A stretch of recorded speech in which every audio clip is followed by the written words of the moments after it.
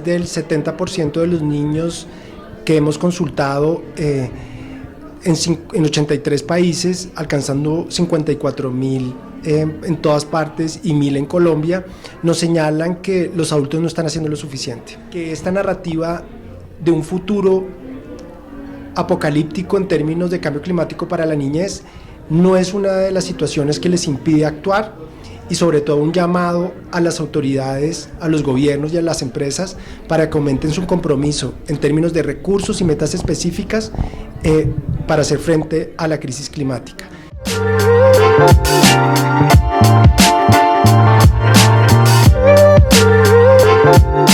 Tenemos que 1/3 de la población infantil vive tanto con impactos de la pobreza como el cambio climático. No son asuntos desconectados.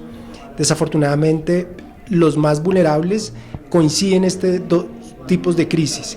Y en el caso de América Latina, tenemos que 39 millones de niños y niñas sufren esta situación de cambio climático y desigualdad y pobreza. También encontramos que el 83% de los niños dicen que perciben un impacto desigual en cómo el cambio climático afecta a los más vulnerables. Lo primero que vemos es que las generaciones hoy están doble riesgo o están expuestas el doble a lo que sus padres frente a la posibilidad de que haya inundaciones o situaciones de desertificación. Esta situación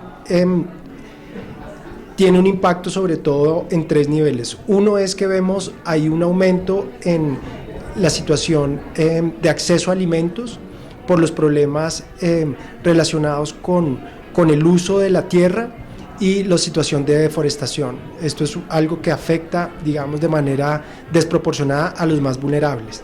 Lo otro que vemos es que hay un impacto fundamental en la salud de los niños y niñas, desde incluso antes de que nazcan, por la exposición a un aire o a un agua contaminada o la ausencia total, digamos, de posibilidades hídricas y saneamiento. Y finalmente tenemos también una situación muy compleja en donde los mayores responsables de la deforestación muchas veces están asociados a situaciones de actores en conflicto que para aumentar la tierra posible para cultivos ilícitos tumban la selva, y hay un impacto fundamental de eso en la vida en las zonas de frontera.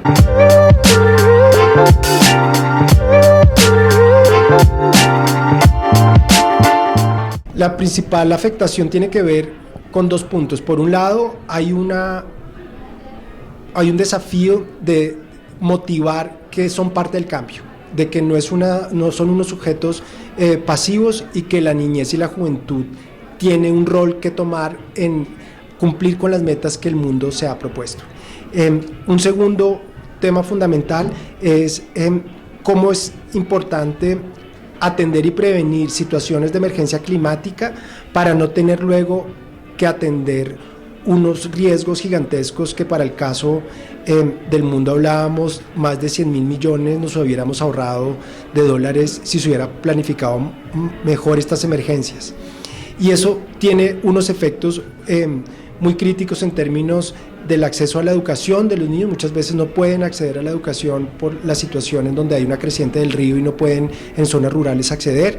Tenemos que esa situación también de aislamiento los hace más vulnerables frente a los actores armados, y vemos un aumento entonces en las situaciones de reclutamiento en el país, en donde también ocurren este tipo de desastres, y tenemos una situación, digamos, de hambre y de acceso a alimentos crítica y seguridad alimentaria que los afecta de manera desproporcionada, sobre todo en las comunidades indígenas y afrocolombianas.